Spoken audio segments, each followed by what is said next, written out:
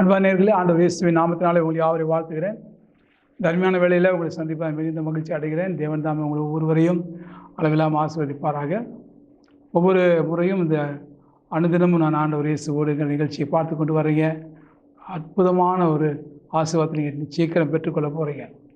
இந்த நாளில் உங்களுக்கு அருமையான ஒரு வசனத்தை ஆண்டவர் வைத்திருக்கிறார். அது என்ன வசனம் அப்படின்னா, 65ஆம் சங்கீதம் 65ஆம் சங்கீதம் 2ஆம் வசனம். ஜெபத்தை கேட்கிறவரே மாம்சமான யாவரும் இடத்தில் வருவார்களாக. ஜெபத்தை கேட்கிறவரே மாம்சமான யாவரும் இடத்தில் வருவார்கள். ஆண்டவருக்கு ஒரு பேர் உண்டு, ஜெபத்தை கேட்கிறவர். ஜெபத்தை கேட்கிறவர். என் அருமையான சகோதரனே, சகோதரியை, என் தாயை, தகப்பனே, என் அருமையான நேயர்களே, கவலைப்படாதீங்க.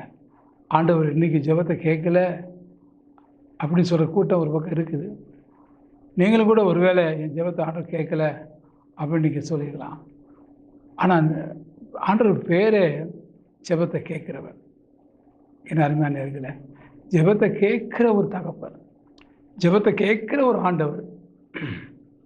அப்போ ஜெபத்தை கேட்குறவர் நம்ம ஜெபத்தை கேட்காம இருக்கவே மாட்டான். இன்றைக்கி உங்களுக்கு அப்படி ஜெபத்தை கேட்காத மாதிரி தெரியும், ஆனால் அநேக நாட்களுக்கு பிறகு அது பலன் கிடைக்கும். ஆண்டு சொன்னார், கண்ணீரோடு விதைக்கிறவன் அவன் கம்பீரத்தோடு அறுப்பான் என்று சொல்லி. இன்றைக்கி விதைக்கிறவங்க உடனே அந்த பலன் எதிர்பார்க்க முடியாது. ஆனால் கொஞ்ச நாள் ஆன பிறகு அந்த விதை முளைச்சி அது செடியாக மாறி மரமாக மாறி அருமையான பலனை கொண்டு வரும். அதனால் நீங்கள் ஒன்றும் கவலைப்படாதீங்க. ஜெபத்தை கேட்குற ஆண்டவர், நீ கண்ணீரோடு ஜெபிச்சிருக்கீங்கல்ல, வாரத்தோடு ஜெபிச்சிருக்கீங்கல்ல, பெருமைச்சோடு ஜெபிச்சிருக்கீங்கல்ல, கட்டாயம் ஏசப்பா அந்த அற்புதங்களை உங்களுக்கு தருங்க. அந்த அறுவடை நீங்கள் பார்ப்பீங்க. ஆச்சரியப்படும்படியான காரியங்களை ஏசப்பா உங்களுக்கு செய்வான். சரியா?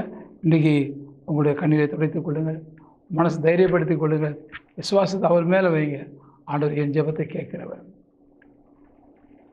ஆண்டவர் யார்? ஆகாரி ஜெபத்தை கேட்டார்.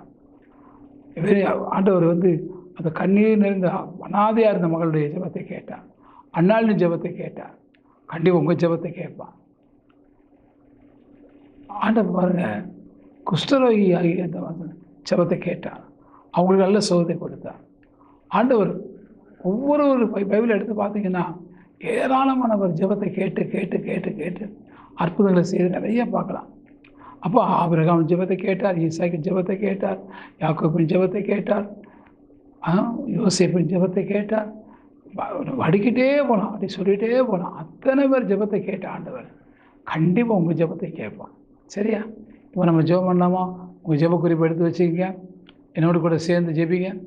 நம்ம ஜெபம் பண்ணலாம். நல்ல பிதாவே, அருமையான எங்கள் நேயர்களுக்காக ஜெபிக்கிற ஆண்டவரே, அனுதினமும் ஆண்டவர் இயேசுவோடுங்கிற அந்த நிகழ்ச்சியை பார்க்குற பிள்ளைகள் என் ஜெபத்தை ஆண்டவர் கேட்பார். நான் ஒரு பாவியான மனுஷன் ஆகிட்டேன், நான் ஒரு பாவியான மனுஷனே, நான் ஜெபிக்க தெரியாத, நான் படிக்க தெரியாத மகளாகிட்டேன், என் ஜெபத்தை கேட்பார் ஆண்டவர் அப்படின்னு சந்தேகத்தோடு அவங்க கேட்டுட்டு சொல்லிட்டு இருக்கலாம்.